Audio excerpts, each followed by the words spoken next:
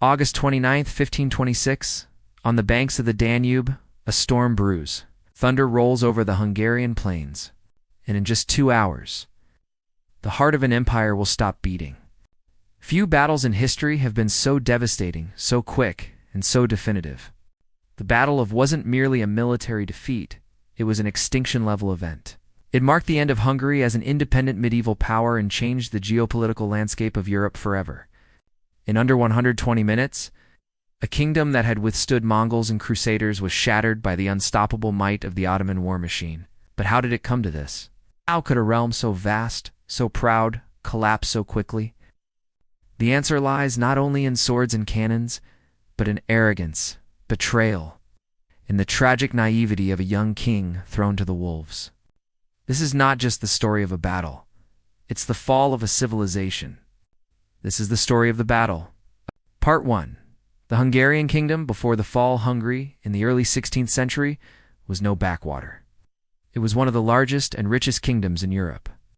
A bulwark of Christendom, it had served as a buffer between the Muslim Ottomans and the Catholic West for over a century, but it was also crumbling from within. After the death of the powerful King Matthias Corvinus in 1490, Hungary entered a period of dynastic confusion and political weakness. The nobility grew fat and complacent. Taxes were mismanaged. The once mighty Black Army, Hungary's professional fighting force, was disbanded. And worse, the feudal system hardened, alienating the peasantry and deepening class divides. When the Ottomans began their steady expansion into Europe, Hungary was expected to stand firm. Instead, it wobbled under the weight of its own corruption. And at the center of this decaying structure stood a boy, King Louis II, crowned at age 10, thrust into power with no experience and no allies strong enough to guide him.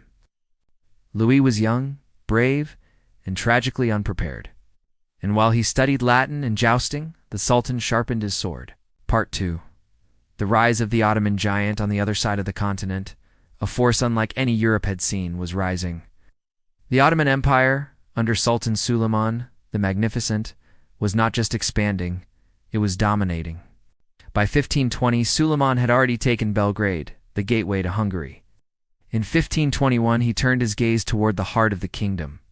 The warning signs were there. Entire fortresses swallowed overnight, border towns vanishing under siege fire. But Europe looked away. The Pope was busy fighting the Reformation. The Holy Roman Emperor, Charles V, was entangled in wars against France and Protestant princes. Hungary stood isolated. It was a Christian kingdom left as bait before the lion's jaws. Suleiman, ever the strategist, recognized this moment. He assembled one of the largest and most advanced armies in Ottoman history. Over 100,000 men, including the fearsome Janissaries, elite Sepoy cavalry, advanced artillery, and experienced engineers. This wasn't a raid. This was conquest. To Suleiman, Hungary was not an obstacle. It was a prize.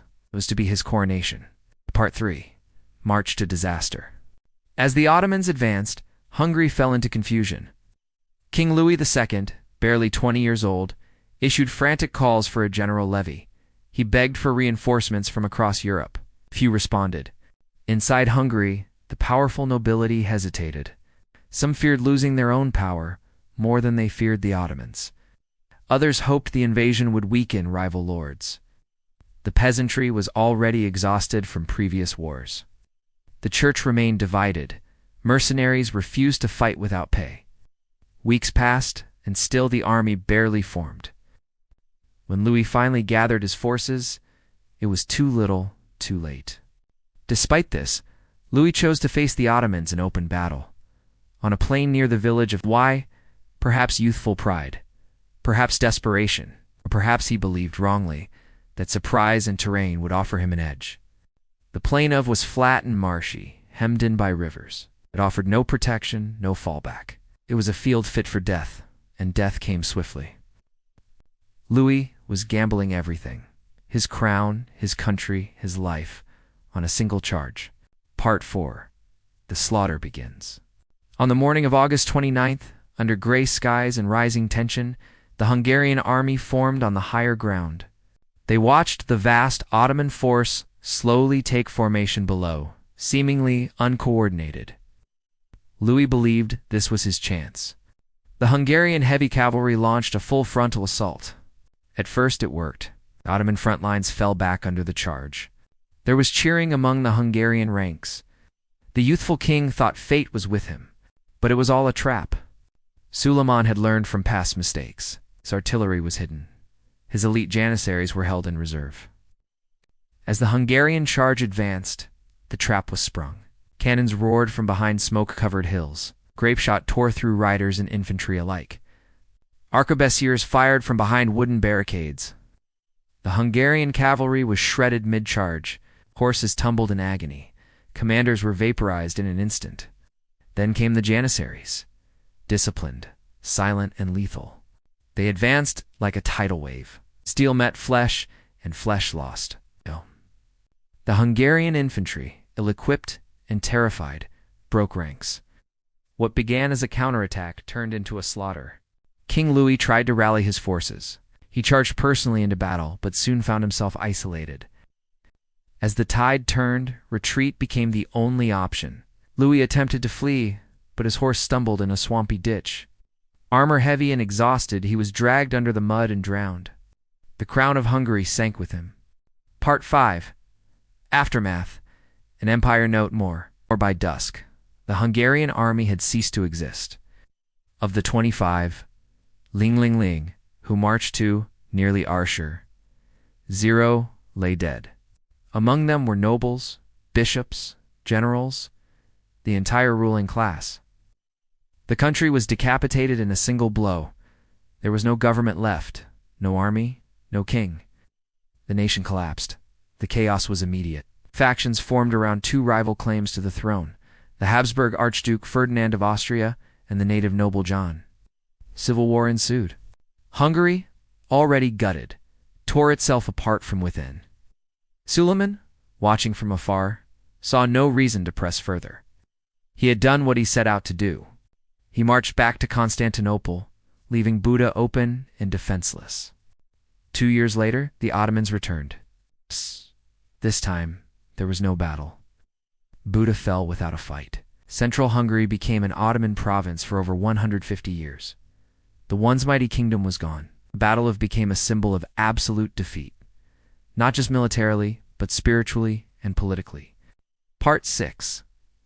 Legacy of Mohács in Hungarian memory is more than a place. It is a wound, a dark echo. The phrase "more" was lost.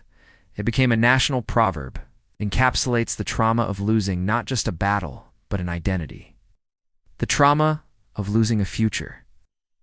And yet the lessons of are not just Hungarian. Overconfidence, political division, ignoring the enemy at your gates, relying on outdated systems and aristocratic privilege. These are not medieval problems. They are human ones, eternal and dangerous. Suleiman became known as the Magnificent. Louis II, buried in mud and tragedy, became a cautionary tale. In 2 hours, one empire rose, another vanished. The clash, it did not merely shift borders, it shifted destinies.